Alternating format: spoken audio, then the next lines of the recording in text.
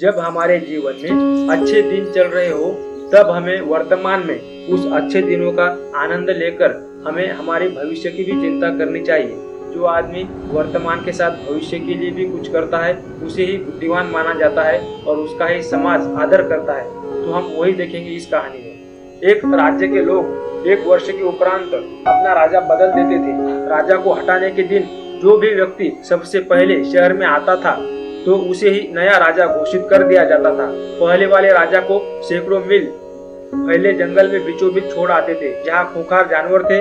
बेचारा अगर खूंखार जानवरों से किसी तरह अपने आप को बचा लेता तो भूख प्यास से मर जाता।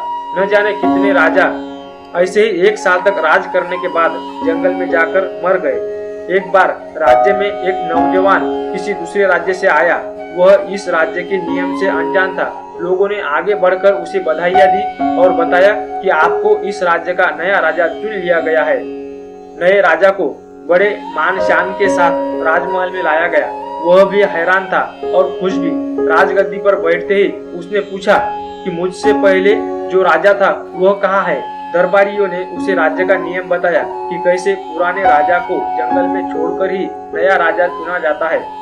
यह बात सुनकर वह एक बार तो परेशान हुआ, लेकिन फिर उसने दिमाग का इस्तेमाल करते हुए कहा कि मुझे उस जगह लेकर चलो जहां तुम पहले के राजाओं को छोड़कर आते हो। दरबारियों ने सिपाहियों को साथ लिया और नए राजा को वह जगह दिखाने जंगल ले गए। राजा ने अच्छी तरह उस जगह को देखा और वापस आ गया। अगले दिन उसने सबसे पहला आदेश दिया कि मेरे राजमहल से जंगल तक सड़क बनाई जाए। जंगल के बीचों बीच एक खूबसूरत राजमहल बनाया जाए जहाँ हर तरह की सुविधा मौजूद हो। राजमहल के बाहर खूबसूरत बाग बनाया जाए। राजा के आदेश का पालन किया गया। जंगल में सड़क और राजमहल बनकर तैयार हो गया। 1 साल के पूरा होते ही राजा ने दरबारियों से कहा कि अपने नियम का पालन करो और मुझे वहाँ छोड़ आओ जहाँ राजाओं को छोड़ आते थे।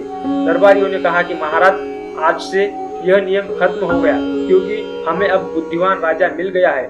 वहाँ तो हम उन बेवकूफ राजाओं को छोड़कर आते थे जो 1 साल की राजशाही के मजे में बाकी की जिंदगी को भूल जाते थे। राजमहल के जिंदगी के बाद के जीवन के लिए कोई बंदोबस्त नहीं करते थे, जबकि उन्हें पता था कि उनको साल भर बाद यह सब छोड़ना होगा। लेकिन आपने दिमाग का इस्तेमाल किया और आगे का बंदोबस्त कर लिया। हमें ऐसे ही होशियार राजा की खोज थी। तो देखा दोस्तों आपने कि जो भविष्य की सोचता है उसका समाज भी आदर करता है और उसका आगे वाला जीवन भी सुखमय व्यतीत होता है। दोस्तों, अगर आपको यह मोरल स्टोरी पसंद आती है तो इस स्टोरी को लाइक करें और इस चैनल को सब्सक्राइब जरूर करें। पूरी कहानी ध्यान से सुनने के लिए दिल की गहराइयों से मैं आपका आभारी हूँ। धन्यवाद।